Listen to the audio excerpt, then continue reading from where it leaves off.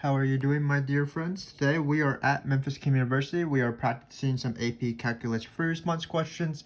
We are starting back over at a difficulty 1 video, but let me tell you a little bit about this because it is a little bit different than my other free response question playlist where we go from difficulty 1 through difficulty 10 progressively.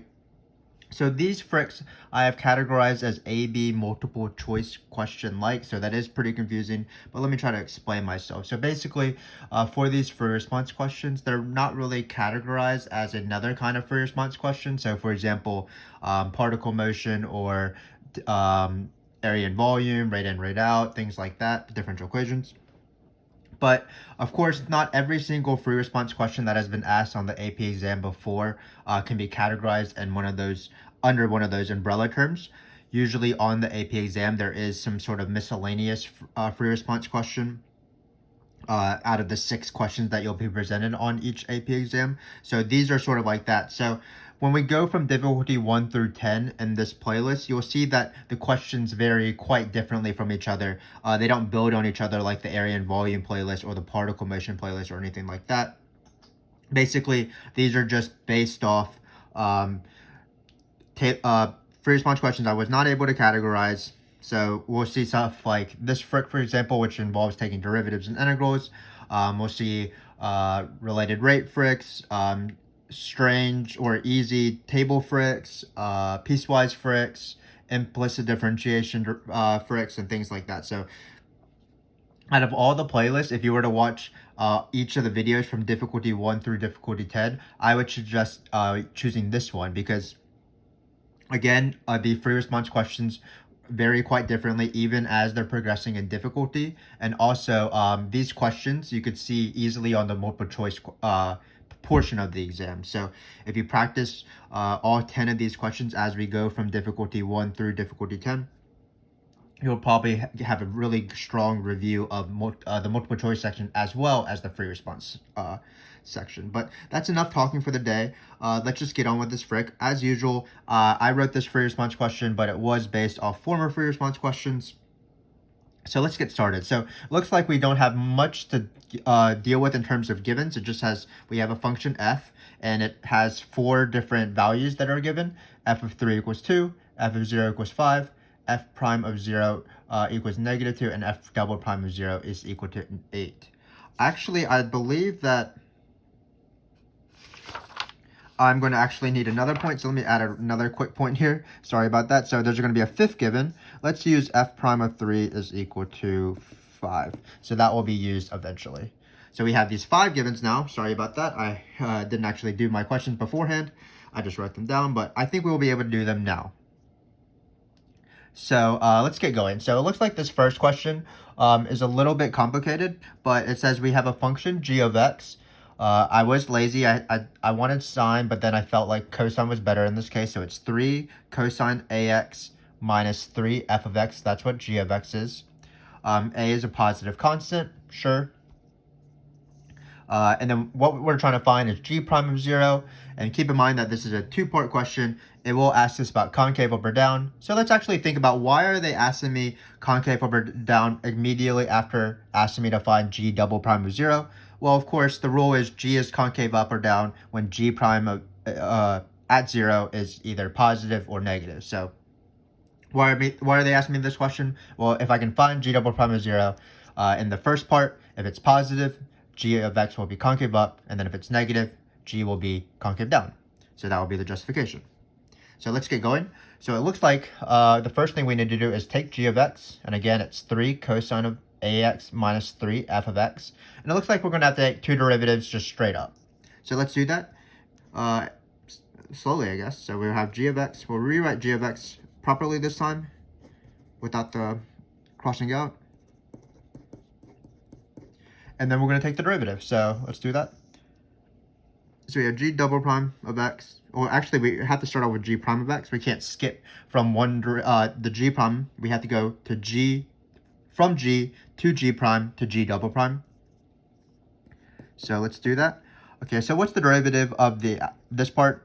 As we take this derivative, because it's separated by a plus or a minus, we can take the derivative of these two things separately. I'm going to boost my confidence a little bit by taking this derivative. It's not too bad. I do not have to do product rule, for example, because it's 3 times a function. This derivative is just 3 times f prime of x. And then let's do the chain rule, of course, for this function, the first part. Keep in mind, we do have an inside function, which does require the use of the chain rule. So it looks like we're going to write down our normal 3. Hopefully you can see that. Cosine's derivative is negative sine, so be careful with negatives.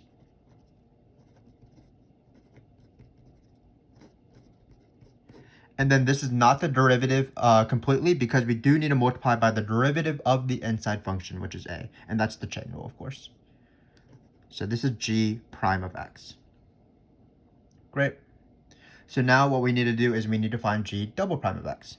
So let's do that. What we're going to do is we're just going to take another derivative. So the derivative of f prime of x is just f double prime of x. That part is easy. So just be careful about this guy right here. I'm going to rewrite it first before we take the derivative. So it's going to be, I'm just going to take the a to the front to have it as one constant. So this part isn't really relevant because we've already taken the derivative, but we'll still rewrite it.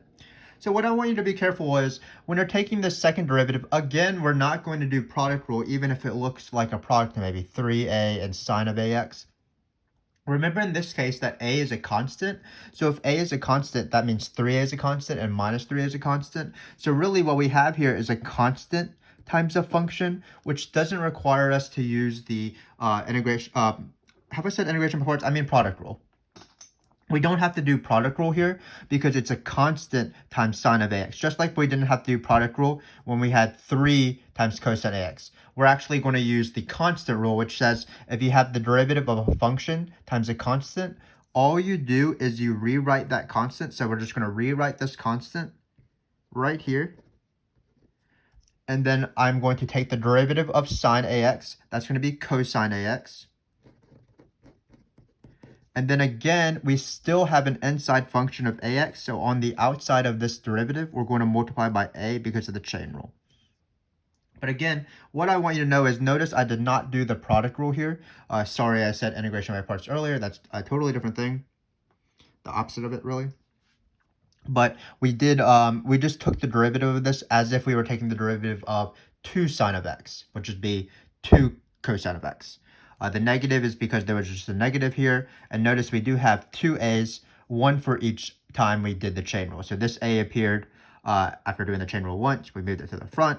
And then a second a appeared because that was the derivative of the inside function of ax. So let's rewrite it. It's going to be negative 3. And then of course, we can combine these a's as a squared. Cosine ax minus 3f double prime of x. Great. So now we're ready to find g double prime of 0. So we're going to try to put all the answers in this little box right here. We might not manage, but I believe in us. So let's write g double prime of 0. Let's go back here. Well, remember, what is cosine of 0? When you plug in 0, notice we're plugging in 0 into x. We're not plugging it into a. A is just a fixed constant. Our answer is going to have a, for example. So when we plug in a 0 for x, what you're going to get is 1, and then so you're just going to get minus 3a squared. That's going to be minus 3a squared. And then when you plug in f double prime 0 into f double prime, you're going to get minus 3 f double prime of 0. If you look in the very front, f double prime of 0 is equal to 8. So we're going to get minus 3 times 8, which is minus 24. First off, this is the answer, finding g double prime. Sorry about all this moving of the sheet of paper, but this is the answer, finding g double prime in terms of a. And so what we need to do is we need to ask concave up or down. Well, it looks like it's going to be concave down because remember that a is a constant. We do know that a is positive, but that's actually not relevant because anything squared is positive. So we're going to get a negative number, which implies that g is concave down at x is equal to 0. And we're done with the first one. Actually a pretty complicated question for difficulty number 1, part A question, but hopefully you were able to do that. The trickiest part again is just dealing with this A. This A is a little bit tricky, but just keep in mind that it's a constant. So you can treat it as if it's the number 2 or the number 3 or the number 4, just any number you would like. Whereas when you take the derivative of something with ax as the inside function, it does require chain rule. And when you take the derivative of a or negative 3a times a function that does not require product rule, you just have to write the constant like normal and then take the derivative of the remaining function. But again, if that remaining function needs chain rule again, you would have another times a here. But once you're taking the derivatives, if you remember that cosine of 0 is equal to 1, this question wasn't too bad. So while this question was pretty difficult, it was still a derivative question, and I like derivative questions. You can ask me derivative questions all day long, and I will answer them. So hopefully you were able to follow that. Let's move on to part B, shall we? So we have the function h. It's a little bit complicated. It's 2 times the ln of x plus 1 times f of x, and then we randomly have a plus 5 on the outside. And we're going to write the equation of the tangent line to f of x at x equals 0. So this is the AP exam. This is calculus. You are going to be finding the equation of the tangent lines probably, I would say, maybe 3 or 4 times per AP exam, and probably once or twice if you're in college and you're taking a Calculus 1 or a Calculus 2 course. So let's do that real quick. So again, we're trying to write the equation of the tangent line. A line means that you need a point and a slope in order to write its equation. So we're going to need a point and a slope. But what does the word tangent means? Well, that of course means that the derivative will be the slope, the derivative at 0. So keep in mind that this question, should be h of x. So being a little bit sloppy with my work here in terms of my question, so forgive me for that. But we're not finding the tangent line of f of x. That would be too easy. We're finding the tangent line of h of x. So what we need to do is we need to find h prime of 0. Great. And we need to find 0 comma h of 0. So let's do that real quick. Let's first find h of 0 because that does not require any calculus. So h of 0 is going to be 2 times ln. We're going to plug in 0 into this case. We're going to get ln of 1 times f of 0 plus 5. It is true that f of 0 equals 5, but you actually don't need to know that because ln of 1 is actually 0. E to the 0 is 1. It's one of the ln's you should know off the top of your head, as well as ln of e is equal to 1. So this ends up being 2 times 0 times 5, but this f value actually didn't matter at all. It's just going to be 0 plus 5, which is equal to 5. So our point is going to be 0, 5. And now we have to do the fun stuff, which is calculus, the derivative. So here, unlike the first question, this will require the product rule because we do have two functions with respect to x. We have f of x and we have ln of x plus 1. What some students struggle with is what to do with this 2 because really you have to distribute 2 to both parts of the product rule no matter how you do it. The way I like to tell my students how to deal with this 2 is just attach it to the ln of x plus 1. So just think of our functions as this is the first guy, 2 ln of x plus 1, and then the second guy will be f of x. So let's do this derivative, and then we'll plug in 0. So h prime of x, we're going to be doing the product rule. Let's take it easy for now. So let's just keep rewrite this. And if we kept this one the same, that means we have to take the derivative of f of x. That's going to be f prime of x. We're going to add, and now we're going to take the derivative of this guy right here. So the derivative of 2 times ln of x plus 1, well, that is going to be 2 times 1 over x plus 1. Technically, it needs the chain rule because it does have an inside function, but the derivative of x plus 1 is just 1. So we can write times 1 if you would like, but that's the derivative of x plus 1. And then finally, we need to keep the same f of x. Note that when we plug in, take the derivative of plus 5, it's by itself. So the derivative of plus 5 is plus 0. So this is, in fact, the derivative.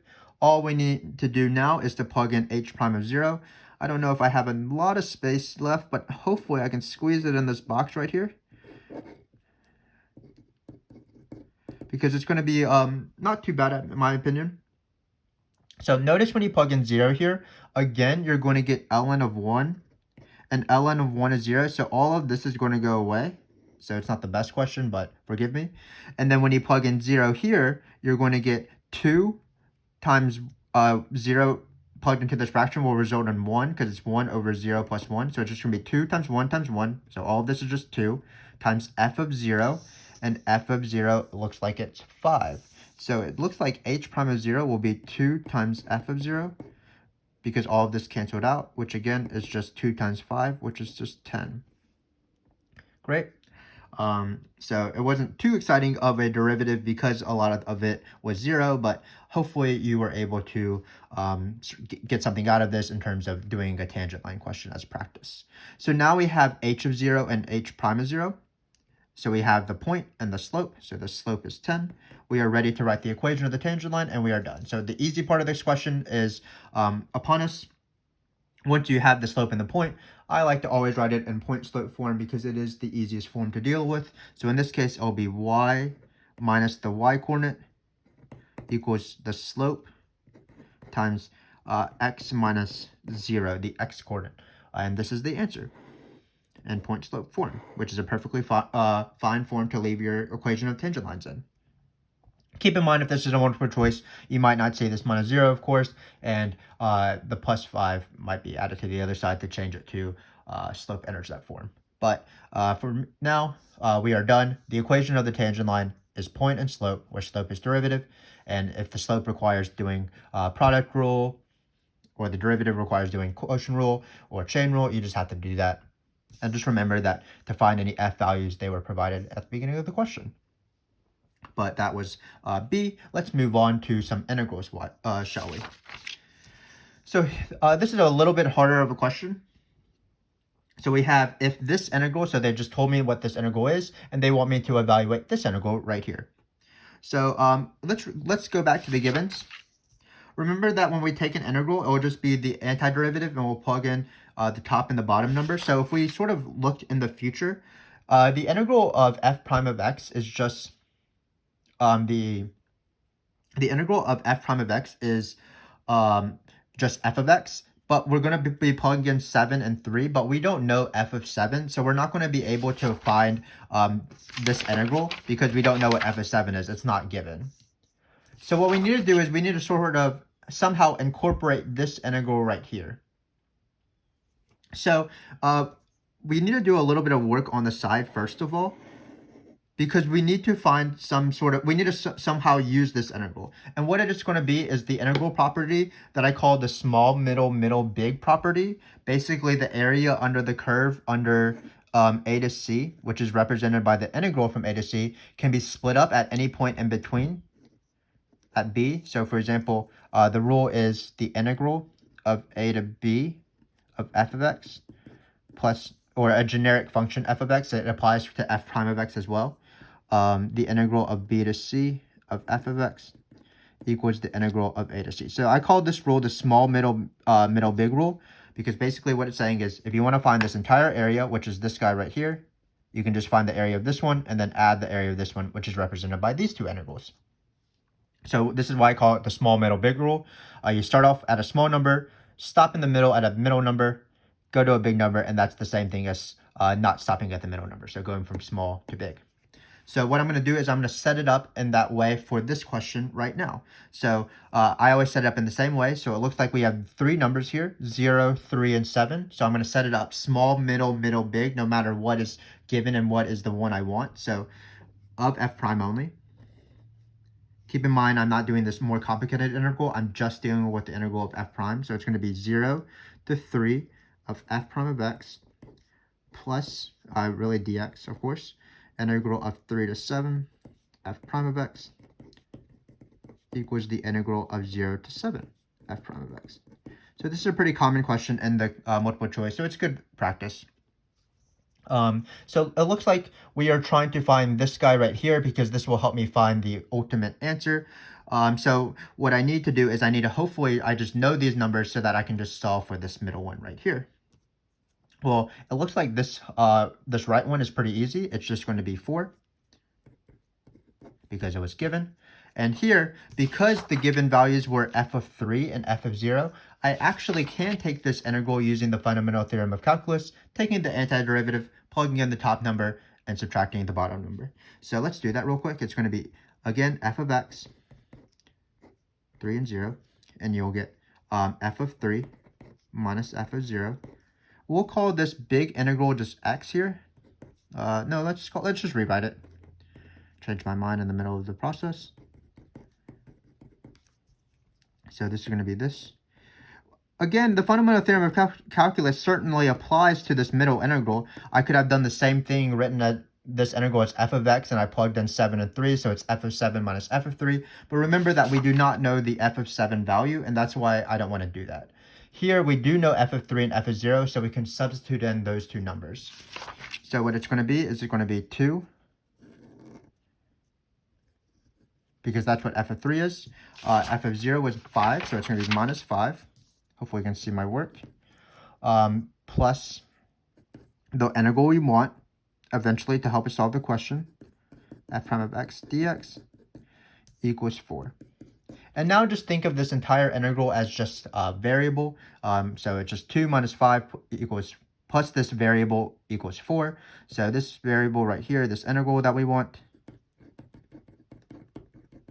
well, let's simplify a little bit. 2 minus 5 is negative 3. We're going to add it over. So this integral ends up being 7. 4 plus 3. So 2 minus 5, which is negative 3. Add 3 to both sides. We'll isolate this integral on the left side, and then we'll get 4 plus 3 on the right side. So we get 7. Keep in mind that this is not the answer, but it will definitely help us find the answer. So I'm going to go right here now. Of course, my work is not organized just like normal, but hopefully you can forgive me. Let's do this integral right here.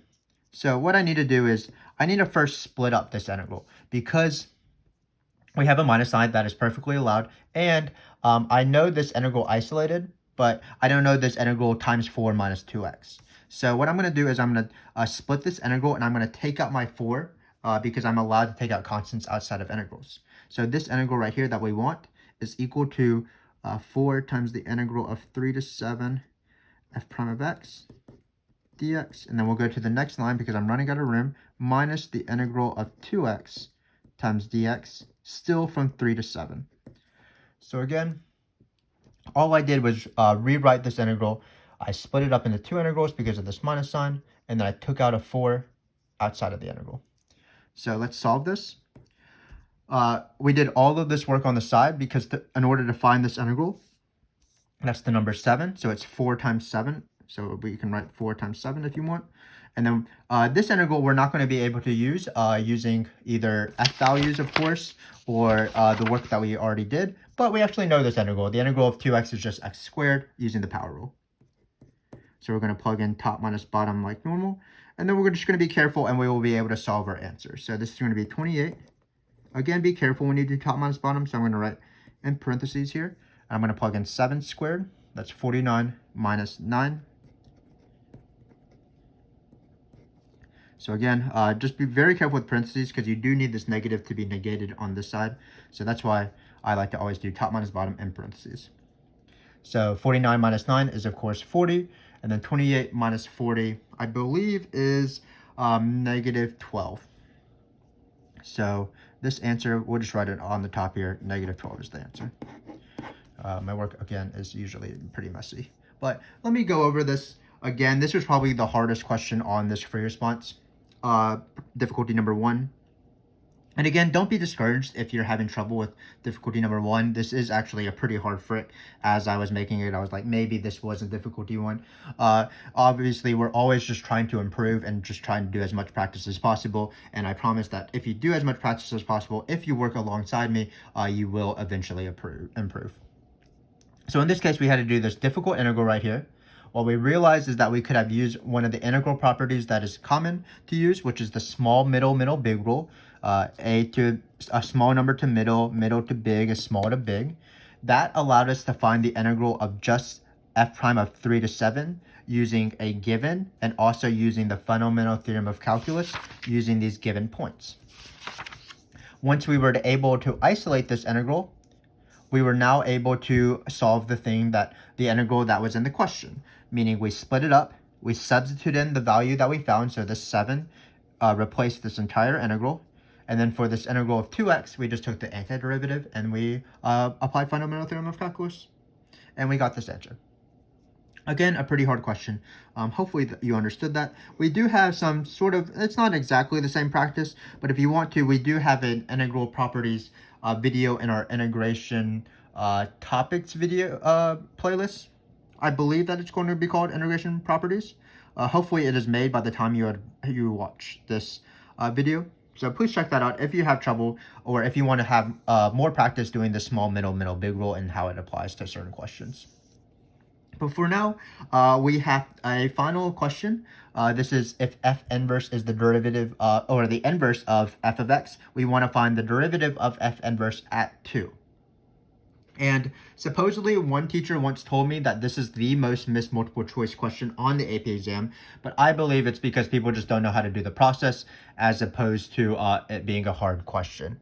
So let me do this. Let me just walk you through this free response question. So this is the inverse formula. Let me write what that is. It's going to be f inverse prime of x equals 1 over f prime f inverse. So even if it looks like a pretty complicated formula, this is the formula. You only apply this formula when you see the word inverse. Sometimes g is denoted as the inverse. So some of my students get confused because I usually write this as g prime of x equals 1 over f prime g of x. And anytime they see a g, they start doing this formula. But this formula only applies to the inverse function. So it has to explicitly say g is the inverse of f. So in this case, for example, g is definitely not the inverse of f. But this formula is found using the chain rule and the definition of inverses. But for now, I'm just going to apply the formula because we are running a little bit out of time. We do have a video on the inverse, derivatives of the inverse, and our I believe our advanced derivative topics playlist. One of them made by a former student of mine. And please check that out if you want more practice on this question. So let's go for this one right here. So what we're going to do is we're going to plug in 2 here. So if you plug in 2,